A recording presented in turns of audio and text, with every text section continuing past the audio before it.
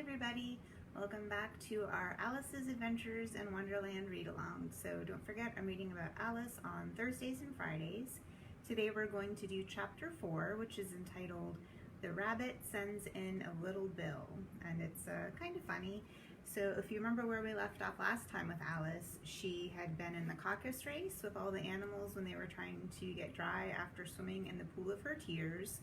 And at the end of chapter 3, she sort of left all by herself because she mentioned Dinah, her cat, which none of the animals want to hear about because Dinah's great at getting mice and getting, birds, and that's what all the animals were. So Alice is alone, but then she starts hearing the pitter-patter of animal feet and wonders who it is. And it turns out that it's the white rabbit again. So I just want to share with you a picture. This is an illustration from Peter Newell. So let me just show this to you. Can you see that?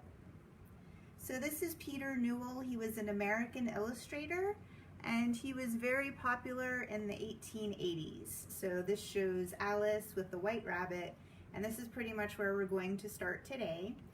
Newell also did illustrations for other books, such as ones by Mark Twain and Stephen Crane. So this was really a golden age of illustration, and a lot of illustrators jumped in on Alice's Adventures in Wonderland, which I think speaks to how fun a book it must be to illustrate. So I'm going to start off right now with chapter 4. Thanks so much for joining me today. The White Rabbit Sends in a Little Bill. It was the White Rabbit, trotting slowly back again and looking anxiously about as it went, as if it had lost something, and she heard it muttering to itself, "The Duchess! The Duchess! Oh, my dear paws! Oh, my fur and whiskers! She'll get me executed, as sure as ferrets are ferrets. Where can I have dropped them, I wonder?" Alice guessed in a moment that it was looking for the fan and the pair of white kid gloves, and she very good-naturedly began hunting about for them, but they were nowhere to be seen.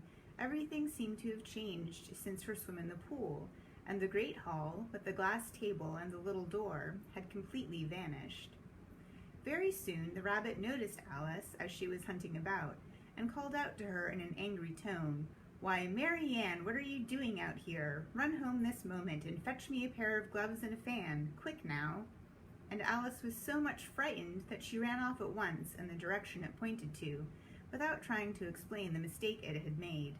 "He took me for his housemaid," she said to herself as she ran. "How surprised he'll be when he finds out who I am. But I'd better take him his fan and gloves, that is, if I can find them." As she said this, she came upon a neat little house, on the door of which was a bright brass plate with the name W. Rabbit engraved upon it. She went in without knocking and hurried up the stairs, in great fear lest she should meet the real Mary Ann and be turned out of the house before she had found the fan and gloves. "How queer it seems," Alice said to herself, "to be going messages for a rabbit. I suppose Dinah will be sending me on messages next." And she began fancying the sort of things that would happen. "Miss Alice, come here directly and get ready for your walk." "Coming in a minute, nurse, but I've got to watch this mouse hole till Dinah comes back and see that the mouse doesn't get out." "Only I don't think," Alice went on, "that they'd let Dinah stop in the house if it began ordering people about like that." By this time she had found her way into a tidy little room with a table in the window, and on it, as she had hoped, a fan and 2 or 3 pairs of tiny white kid gloves. She took up the fan and a pair of the gloves, and was just going to leave the room when her eye fell upon a little bottle that stood near the looking-glass. There was no label this time with the words "Drink me," but nevertheless she uncorked it and put it to her lips. "I know something interesting is sure to happen," she said to herself, "whenever I eat or drink anything, so I'll just see what this bottle does. I do hope it will make me grow quite large again, for I'm really tired of being such a tiny little thing." It did so indeed, and much sooner than she had expected. Before she had drunk half the bottle, she found her head pressing against the ceiling and had to stop to save her neck from being broken, had to stoop to save her neck. She hastily put down the bottle, saying to herself, "That's quite enough. I hope I shan't grow any more. As it is, I can't get out the door. I do wish I hadn't drunk quite so much." Alas, it was too late to wish for that, She went on growing, and very soon had to kneel down on the floor. In another minute, there was not even room for this, and she tried the effect of laying down with one elbow against the door and the other arm curled round her head. Still, she went on growing, and, as a last resource, she put one arm out of the window and one foot up the chimney, and said to herself, "Now I can do no more, whatever happens. What will become of me?" Luckily for Alice, the little magic bottle had now had its full effect, and she grew no larger. Still, it was very uncomfortable, and, as there seemed to be no sort of chance of her ever getting out of the room again, no wonder she felt unhappy.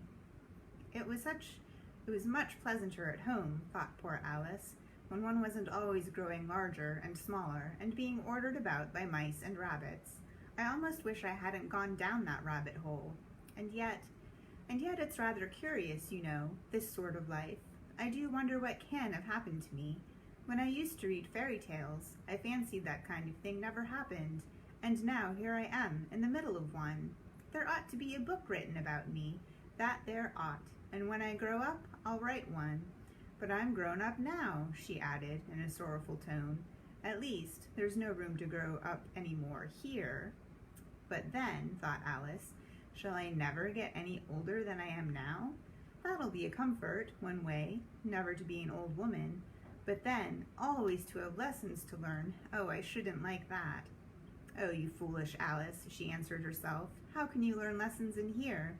Why, there's hardly room for you, and no room at all for any lesson books. So she went on, taking first one side and then the other, and making quite a conversation of it altogether.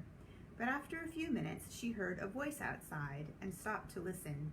"Marianne, Marianne," said the voice, "fetch me my gloves this moment." Then came a little pattering of feet on the stairs.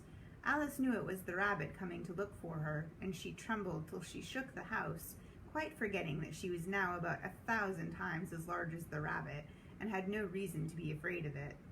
Presently, the rabbit came up to the door and tried to open it, but as the door opened inwards, and Alice's elbow was pressed hard against it, that attempt proved to fail. Alice heard it say to itself, "Then I'll go round and get it at the window." "That you won't," thought Alice, and after waiting till she fancied she heard the rabbit just under the window, she suddenly spread out her hand and made a snatch in the air. She did not get hold of anything, but she heard a little shriek and a fall and a crash of broken glass, from which she concluded that it was just possible it had fallen into a cucumber frame or something of the sort. Next came an angry voice, the rabbit's. "Pat, Pat, where are you?" And then a voice she had never heard before. "Sure then I'm here, digging for apples, your honor." "Digging for apples indeed," said the rabbit angrily. "Here, come help me out of this." Sounds of more broken glass. "Now tell me, Pat, what's that in the window?" "Sure, it's an arm, your honor." He pronounced it arm. "An arm, you goose. Whoever saw it one that size? Why, it fills the whole window." "Sure it does, your honor, but it's an arm for all that." "Well, it's got no business there, at any rate. Go and take it away." There was a long silence after this, and Alice could only hear whispers now and then, such as, "Sure I don't like it, your honor, at all, at all. Do as I tell you, you coward." And at last she spread out her hand again, and made another snatch in the air. This time there were 2 little shrieks, and more sounds of broken glass. "What a number of cucumber frames there must be," thought Alice. "I wonder what they'll do next. As for pulling me out of the window, I only wish they could. I'm sure I don't want to stay in here any longer." She waited for some time without hearing anything more. At last came a rumbling of little cart wheels, and the sound of a good many voices all talking together.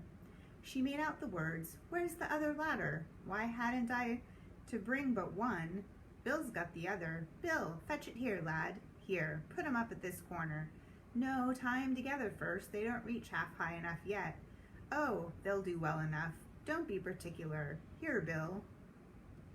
Catch hold of this rope. Will the roof bear? Mind that loose slate. Oh, it's coming down. Heads below." A loud crash. "Now who did that?" "It was Bill, I fancy." "Who's to go down the chimney?" "Nay, I shan't. You do it." That I won't then. Bill's got to go down. Here, Bill, the master says, you've got to go down the chimney. Oh, so Bill's got to come down the chimney, has he? Said Alice to herself. Why, they seem to put everything upon Bill. I wouldn't be in Bill's place for a good deal. This fireplace is narrow, to be sure, but I think I can kick a little. She drew her foot as far down the chimney as she could, and waited till she heard a little animal, she couldn't guess what sort it was, scratching and scrambling about in the chimney close above her head. Then, saying to herself, "This is Bill," she gave one sharp kick and waited to see what would happen next. Okay, so I wanted to share another illustration with you. This one is by Milo Winter, and Milo is also an American illustrator. He was popular in the first half of the 1900s, and he did illustrations for other books like Aesop's Fables and Gulliver's Travels. So you can see Alice's arm is sticking out the window, and she learns a little bit later here that Bill is the lizard. He's the one up on the ladder that they have double tied. There's the rabbit with his tail poking out from his coat, and there's one of the hamsters. So you can see they're all working together to get Alice out of the house, and she is stuck. So let's see what happens when she kicks. The first thing she heard was a general chorus of, "There goes Bill!" Then the rabbit's voice alone, "Catch him, you, by the hedge!" Then silence, and then another confusion of voices. "Hold up his head! Brandy now! Don't choke him! How was it, old fellow? What happened to you? Tell us all about it." At last came a little, feeble, squeaking voice. "That's Bill," thought Alice. "Well, I hardly know. No more, thank ye. I'm better now, but I'm a deal too flustered to tell you. All I know is something comes at me like a jack-in-the-box, and up I goes like a skyrocket." "So you did, old fellow," said the others. "We must burn the house down," said the rabbit's voice, and Alice called out as loud as she could, "If you do, I'll send Dinah after you." There was a dead silence instantly, and Alice thought to herself, "I wonder what they will do next. If they had any sense, they'd take the roof off." After a minute or two, they began moving about again, and Alice heard the rabbit say, "A barrowful will do, to begin with."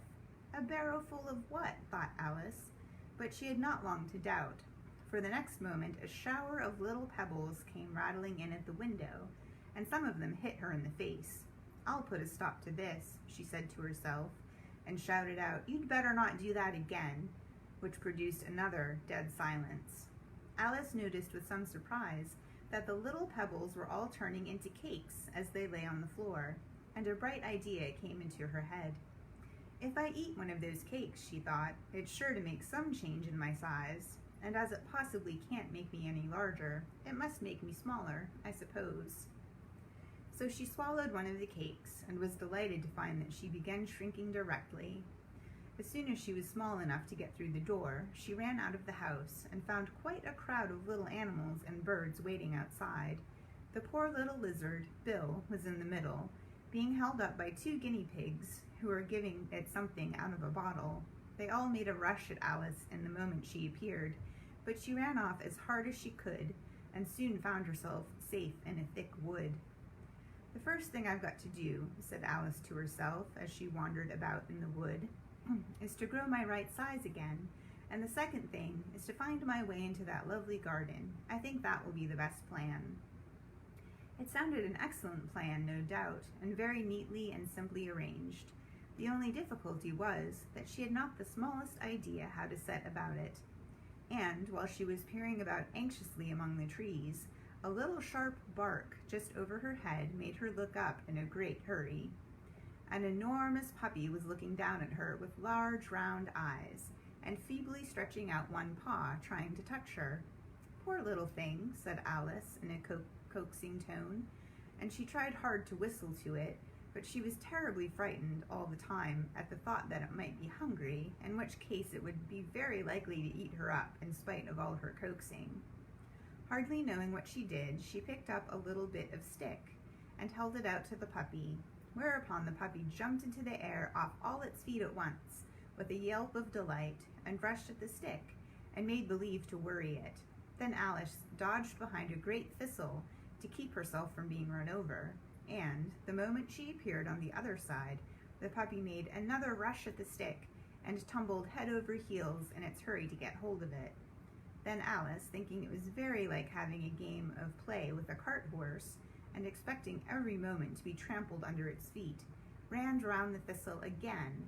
Then the puppy began a series of short charges at the stick, running a little way forwards each time, and a long way back, and barking hoarsely all the while, till at last it sat down a good way off, panting, with its tongue hanging out of its mouth, and its great eyes half shut.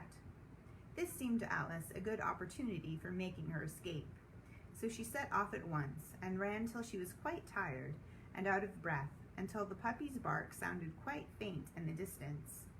"And yet what a dear little puppy it was," said Alice, as she leant against a buttercup to rest herself, and fanned herself with one of the leaves. "I should have liked teaching it tricks very much, if I'd only been the right size to do it. Oh dear, I'd nearly forgotten that I've got to grow up again. Let me see. How is it to be managed? I suppose I ought to eat or drink something or other, but the great question is, what?" The great question certainly was, what? Alice looked all around her at the flowers and the blades of grass, but she could not see anything that looked like the right thing to eat or drink under the circumstances. There was a large mushroom growing near her, about the same height as herself, and when she had looked under it, and on both sides of it, and behind it, it occurred to her that she might as well look and see what was on the top of it. She stretched herself up on tiptoe, and peeped over the edge of the mushroom, and her eyes immediately met those of a large blue caterpillar that was sitting on the top with its arms folded, quietly smoking a long hookah, and taking not the smallest notice of her or of anything else. So that's the end of this chapter. Obviously, we're going to meet the caterpillar in the next chapter. That will be tomorrow at noon. One of the very famous characters from Alice's Adventures in Wonderland, probably right up there with Alice herself and the Cheshire Cat. So we'll have a discussion with the caterpillar tomorrow. Thanks so much for watching today, and I hope to see you next time.